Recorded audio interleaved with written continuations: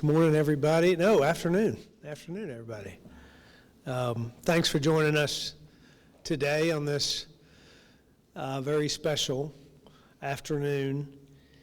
We are all in this state committed to serving vulnerable and underserved. And today we're taking an important step to strengthen the support of those that are battling Alzheimer's and related dementia.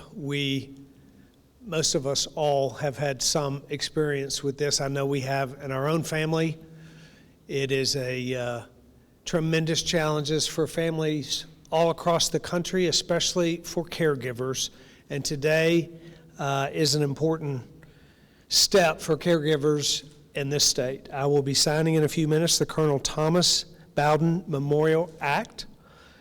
And I don't want to say too much of my own remarks about this. I'm going to let some very special guests talk about their own engagement and why this is so important to them. Barbara Bowden and Jim Nantz are going to each use their personal stories to highlight why this is such an important day for us. So, Mrs. Bowden.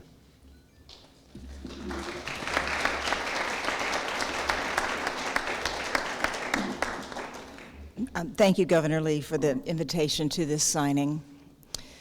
My daughters, Elizabeth Payne and Alex Soffer, and I are honored to have this bill named in memory of my late husband, Tom. But more importantly, we are thrilled that this respite bill will bring essential relief to many of our fellow Tennesseans living with this insidious disease, 120,000 Tennesseans.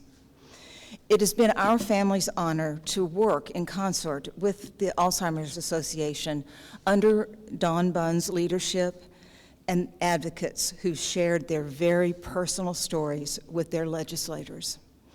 I appreciate the recommendation for this bill by the Alzheimer's Disease and Related Dementia Advisory Council and the unwavering and continuous 3-year support.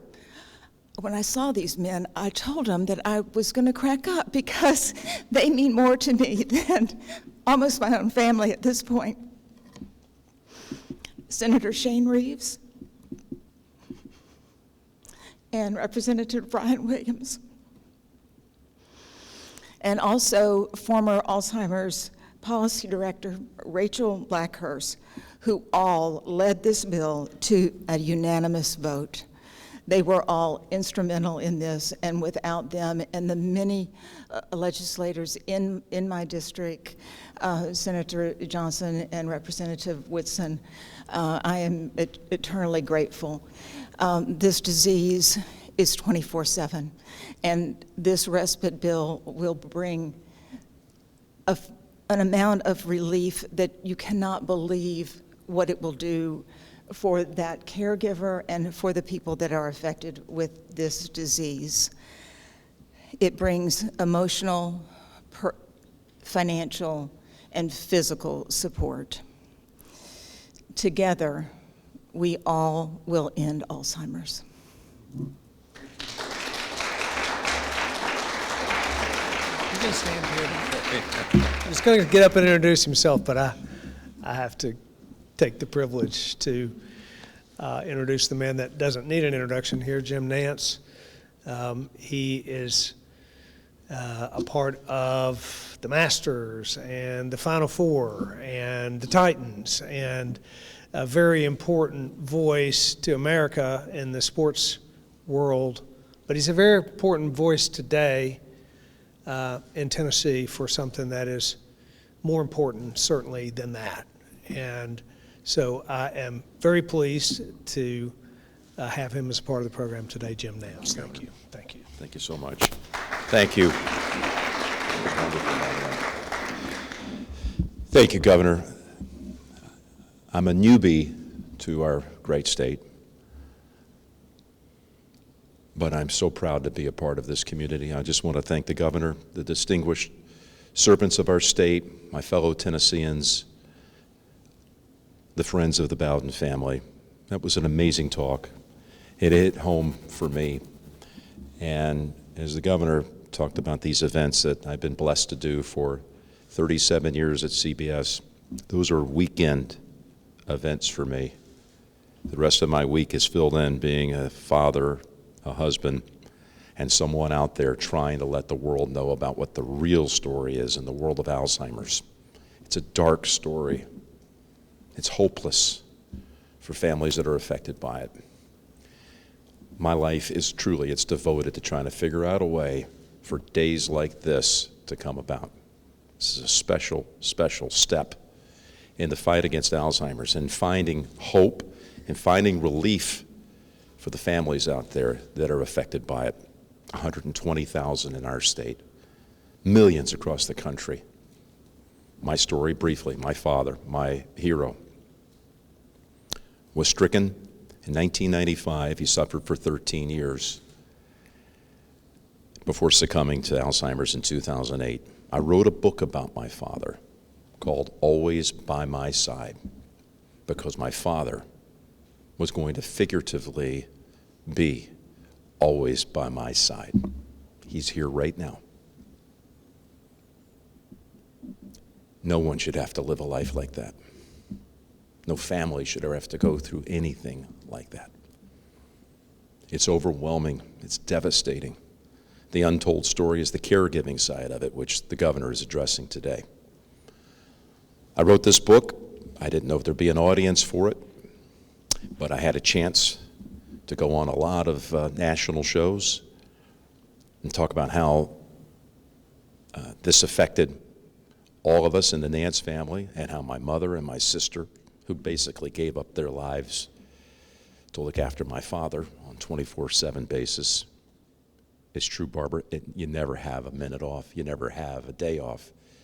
Once a family is affected by it, you surround that family member with all the love you can, but it is tough to find hope, to find sunshine.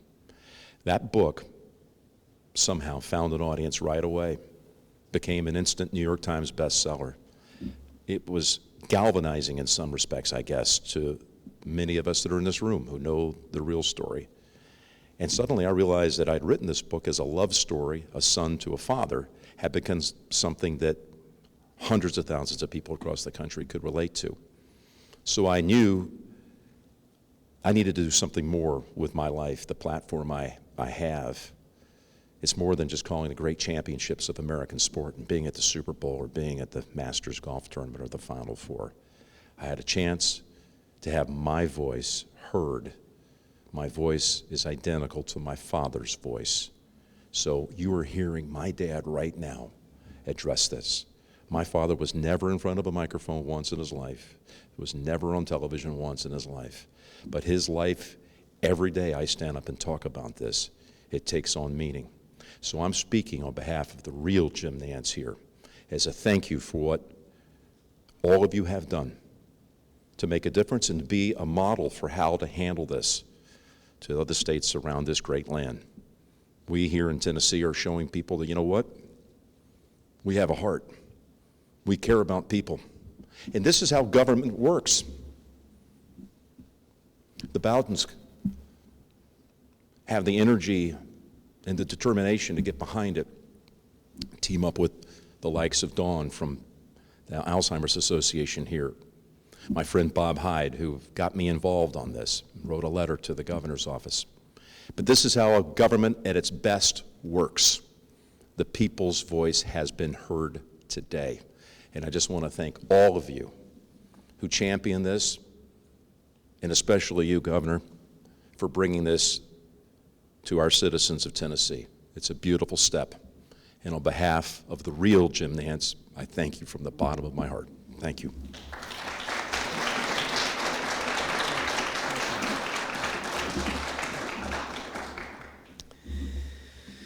Thank you all very much, both of you, for your ability to bring to life what is an incredibly challenging situation that many families across our state face, and your articulation of that and your work to make sure that this happened is a part of what I would call a redemptive story I do think God is a redeemer, and he takes the worst of circumstances and he uses them for good, and that's redemption.